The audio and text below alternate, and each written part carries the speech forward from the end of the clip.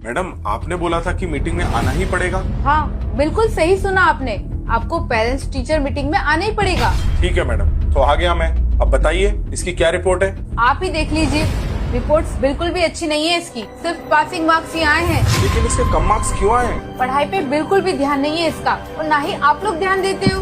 देखो मैडम, मैं और मेरी वाइफ हम दोनों वर्किंग है। एक्चुअली हमारे पास टाइम ही नहीं है। हम लोग ऑफिस जाते हैं, फिर घर के काम और फिर इसकी स्टडी भी। और आप अभी देख लीजिए, मेरी वाइफ ऑफिस में इतना बिजी है कि वो आ भी नहीं पाई। अगर आप वर्किंग है तो उसकी ट्यूशन लगवा दो ना। कम से कम ट्यूशन में पढ़ेगा तो उसका फ्यूचर तो सिक्योर होगा।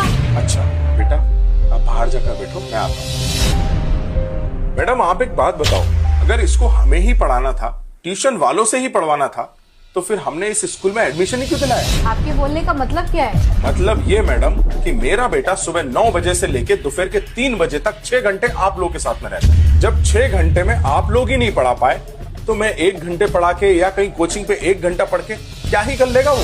देखिए, मेरा मतलब वो नहीं था।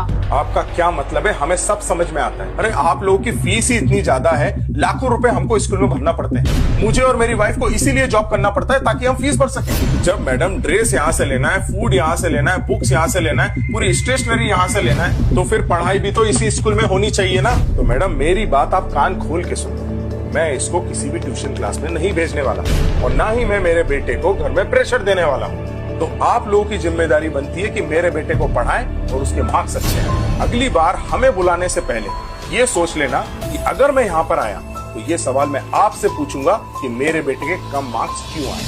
सो madam, I hope you understand my point. This line is not for only my son, this is for all the students. Thank you. दोस्तों एक बात तो बिल्कुल सही है, आजकल के स्कूल्स का ध्यान फीस लेने में है, ना कि बच्चों को पढ़ाने में। अगर मेरी बात सही लगी है ना दोस्तों, तो कमेंट जरूर करिए और शेयर जरूर करिए।